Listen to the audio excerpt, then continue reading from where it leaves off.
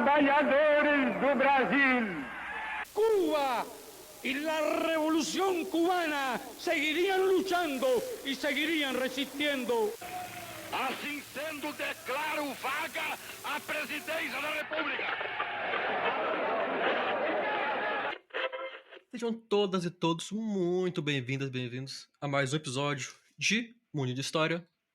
E no episódio dessa vez eu vou continuar nossa série de episódios sobre a Era Vargas, um dos momentos mais importantes da história do nosso país. E para nós começar esse episódio, eu vou apenas retomar que nós falávamos, ou que eu contava a vocês no episódio, como Vargas, vitorioso em seu golpe, sua revolução, se deparou com o Brasil com diversos grupos diferentes. E um desses grupos são justamente os liberais. Grupo esse que ganhava muita força dentro e fora do governo e pressionava o governo para fazer algumas mudanças. E essas mudanças muitas vezes iam em direção à questão eleitoral, que era, durante décadas, um problema do Brasil. Como eu falei no começo do último episódio, que foi o primeiro episódio sobre a Era Vargas, a República Oligárquica foi marcada por fraudes e fraudes eleitorais. E o Vargas justamente se compromete a lidar com isso. E mais pra frente do episódio, nós vamos ver como ele agiu para mudar essa situação. Mas o primeiro ponto ressaltado é no dia 11 de novembro de 1930, quando o governo federal decreta que, enquanto não houver uma nova Constituição Federal, o governo federal, vulgo o Vargas, será responsável pelo Executivo e Legislativo Nacional, com uma manobra para tentar fortalecer a figura e o governo de Vargas e também legitimar o movimento revolucionário, que o movimento derrubou um governo e se instalou no poder. Mas agora faltava ele simplesmente se apresentar para o povo. E justamente nesse momento de controle do legislativo, o governo poderia passar a agir como ele quisesse, praticamente. Teria mais liberdade para agir. E atuar para se legitimar. E vale ressaltar que, no âmbito estadual, o legislativo também foi afetado, porque esse foi abolido totalmente. E, no executivo, os governadores de alguns estados foram trocados por interventores, que eram homens da confiança de Vargas, que eram escolhidos para atuar comandando o executivo das unidades federativas, dos estados. É uma forma do Vargas aumentar ainda mais o seu controle sobre o país.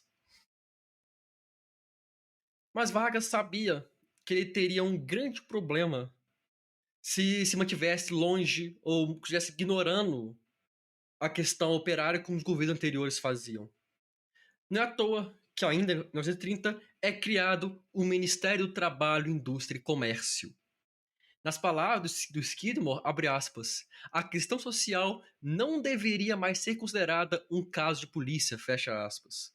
Essa frase do Skidmore, o autor, que eu estou me baseando para fazer as pesquisas para os episódios, coloca muito bem. Não mais o trabalhador deveria ser alvo de polícia, alvo de repressão. Agora, o trabalhador deveria ser entendido e deveria se negociar com o trabalhador. Porque com o trabalhador satisfeito, mesmo que a custos de concessões da elite dirigente, ele satisfeito não faria uma revolução, ou estaria menos propenso a se juntar a uma revolução. Então o Vargas, ele não criou o Ministério do Trabalho porque ele era bonzinho. Ele criou para buscar mais estabilidade para o país. Ele buscou para tentar controlar a questão trabalhista. Trabalhadores do Brasil. A ausência de uma Constituição Federal durou por anos. E em 1932, os paulistas já estavam tão satisfeitos que decidiram agir. Por isso, o PRP, o Partido Republicano Paulista, o Partido Democrático que era inclusive aliado de Vargas anteriormente, e a Liga de Defesa Paulista se reuniram na chamada Frente Única Paulista, com a ideia de fazer um movimento para pressionar, exigir, tornar possível uma Constituição no Brasil. E aí, ressalto que esse movimento não ficou sozinho, porque o Collor e Maurício Cardoso, após serem demitidos dos seus cargos de ministros por questões políticas, foram ao Rio Grande do Sul, onde também criaram uma frente única. E aqui, em Minas Gerais, não foi diferente. Arthur Bernardes também passou a liderar uma frente única. Percebendo a tensão que estava se criando no país, Vargas anuncia que em maio de 1933 haveria a eleição para uma constituinte, para tentar apaziguar os ânimos e impedir qualquer revolta. Mas já era tarde demais. Em 9 de julho tem início a chamada Revolução Constitucionalista, quando a Frente Única Paulista pega em armas junto com mineiros e sulistas para exigir uma Constituição, para combater o governo varguista. É interessante comentar que esse movimento contou com o alistamento de vários voluntários, muitos jovens que iriam lutar por São Paulo. E é curioso colocar que eram jovens de elite. O trabalhador como um todo, ele não foi atraído nem convidado a participar desse movimento. Era um movimento elitista. E houve também a chamada Campanha do Ouro para o Bem do Brasil, quando os homens e mulheres de São Paulo davam os seus objetos de ouro, anéis, colares, pingentes, joias em geral, para financiar a revolta, financiar o combate. Afinal de contas, fazer uma guerra é algo caro. Mas o Estado, o Brasil, melhor dizendo, tinha uma superioridade numérica.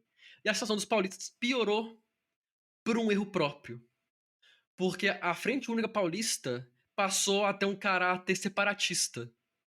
Mesmo eles exigindo apenas a Constituição, parte do grupo queria uma São Paulo independente, e esse separatismo não atraía muito o Rio Grande do Sul e Minas Gerais, que não apoiaram tanto o movimento.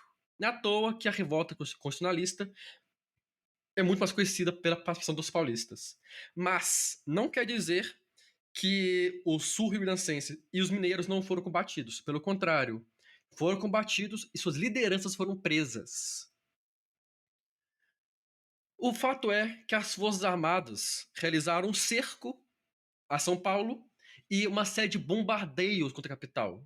Bombardeios esses que atuavam de duas formas. A primeira, aterrorizando a população paulista, e a segunda, aterrorizando o comércio paulista. Porque os comerciantes, a classe média paulista, que apoiavam o movimento, inclusive, passam a perceber que corriam um grande risco de perder seus negócios, de serem destruídos pelo Exército Federal. Por isso, o apoio à pressão por cessar-fogo aumenta.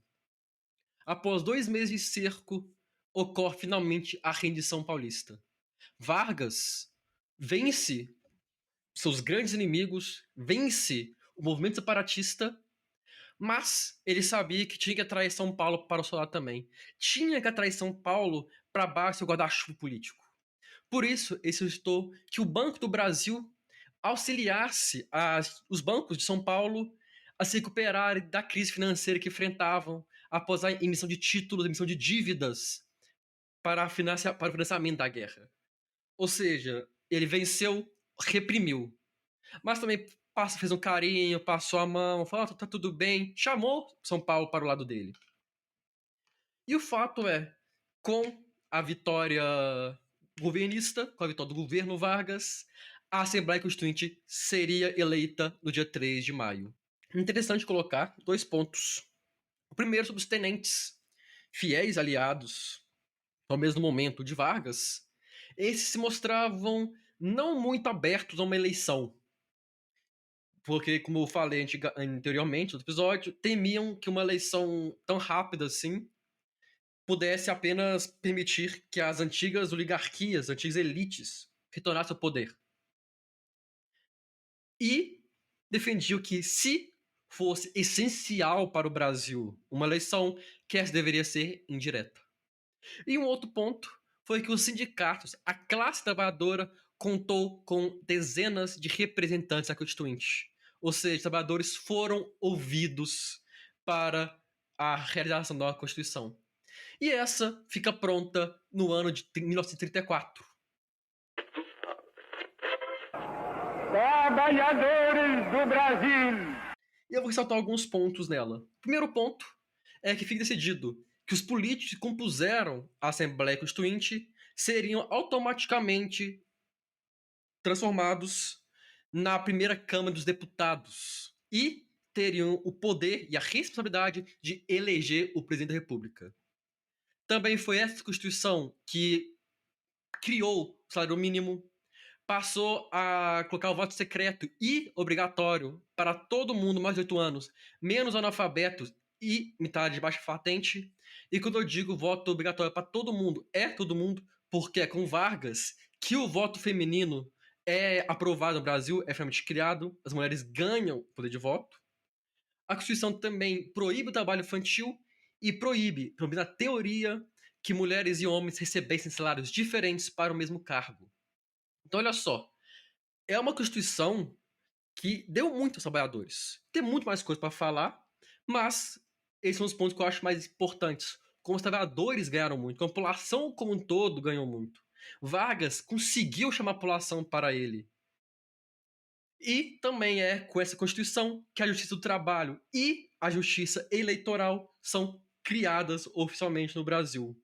Dessa forma, as eleições seriam menos fraudulentas, podemos colocar, e os trabalhadores teriam mais direitos, teriam alguém para lutar ao seu lado. A primeira Câmara dos Deputados, então, elege Getúlio Vargas, o primeiro presidente dessa nova república, para um mandato até 38. Mas, para a infelicidade de Vargas, o clima de estabilidade não duraria para sempre. O mundo como um todo passava uma crescente, o mundo como um todo enfrentava um fortalecimento de movimentos radicais. Eu falei algumas semanas sobre o radicalismo na Itália, que leva ao fascismo italiano. Na década de 30, Hitler assume a presidência da Alemanha.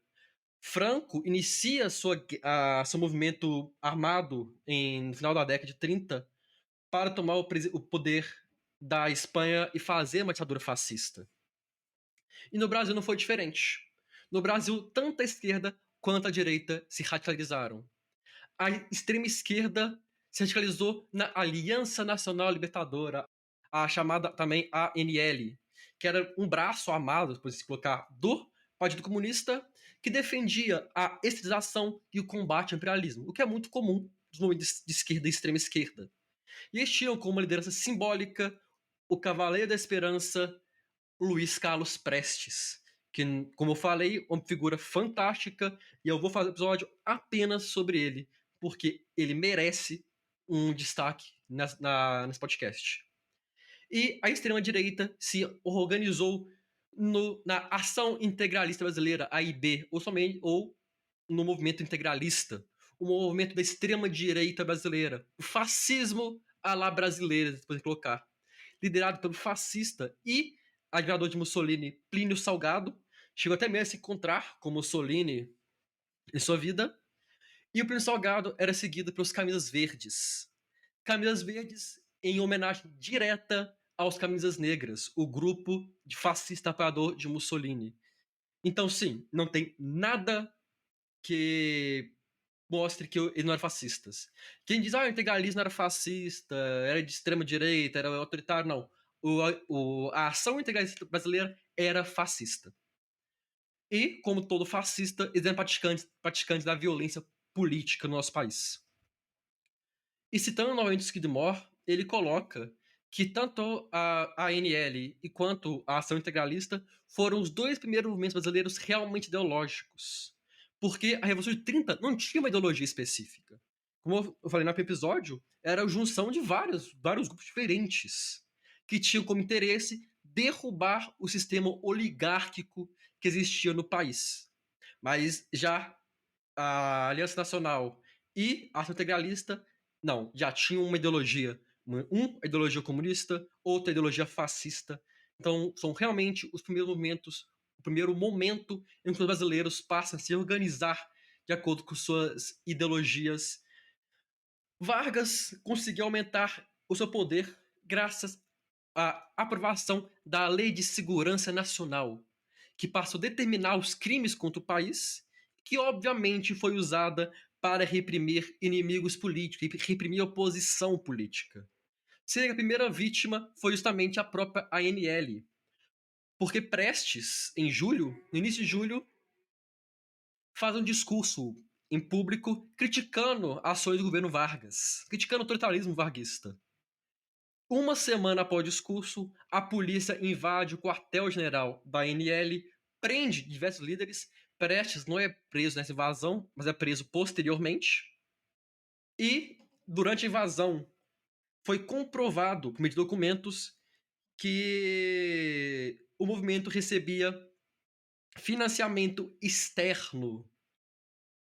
E nesse momento eu me ressalto que, além de Prestes, a ANL me contava com a famosa Olga Benário, ou Olga Prestes, que também consegue fugir com Prestes, mas é presa junto com ele em 36, mas teve um destino mais drástico, pois Vargas exila a Olga na Alemanha. E qual foi o problema disso? Olga era, além de comunista, judia. Ela foi presa grávida pela Gestapo, pela polícia política da Alemanha. Ela morre no campo de concentração, mas sua filha sobrevive e chega até mesmo retornar ao Brasil. Então Vargas foi sim responsável indiretamente, no mínimo, pelo assassinato da Olga Prestes, ou Olga Benário.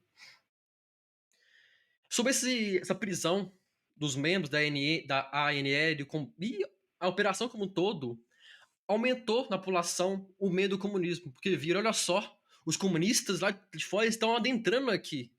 Nós temos que fazer algo. O que deu munição para Vargas endurecer o regime. E esse endurecimento tem mais apoio ainda, ou mais força ainda, depois de uma tentativa falha de ação comunista. Por quê? Porque os membros da ANL descobrem que haviam policiais infiltrados nas suas células e organizaram um levante nacional. Em 23 de novembro, eles iniciam o movimento lá em Natal, assassinando militares que estavam ali infiltrados, contando com que as células no resto do país fariam igual. Mas já era tarde demais. Os movimentos no sul, movimentos no sudeste e no nordeste, como um todo, não ganharam força. Foram rapidamente reprimidos e seus líderes presos. Esse movimento durou apenas 3 dias e chegou ao fim com diversos presos e com cerca de 20 mortos. Esse movimento falho dos comunistas tentarem tomar o poder e combater o Vargas foi chamado de intentona comunista.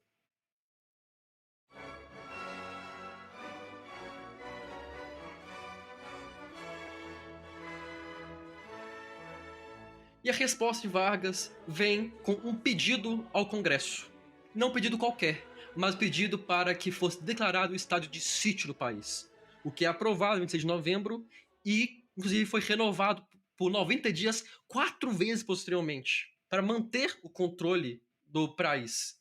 E junto, o Congresso ainda aprovou uma permissão para Vargas demitir qualquer funcionário público que ele quisesse e permitiu que ele controlasse a promoção de oficiais do exército. Ou seja, ele tinha agora um país com uma lei de segurança nacional para reprimir a população. Ele tinha a permissão do Congresso para demitir qualquer funcionário que ele quisesse. Então eles tinham os funcionários na mão dele. Tinha a máquina pública na mão dele. E ele passou a ter ainda mais apoio dos oficiais do exército, já que eles dependiam do Vargas para ser promovidos. Ou seja, a intentona, apesar de ter toda a ideia de combater o varguismo no país, apenas fortaleceu o domínio varguistas.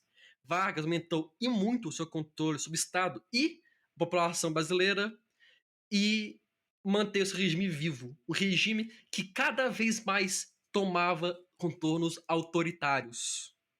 E no próximo episódio eu vou falar como esses contornos autoritários toda essa aspiração autoritária de Vargas e uma mentira levaram o Brasil a enfrentar uma ditadura chamada de Estado Novo.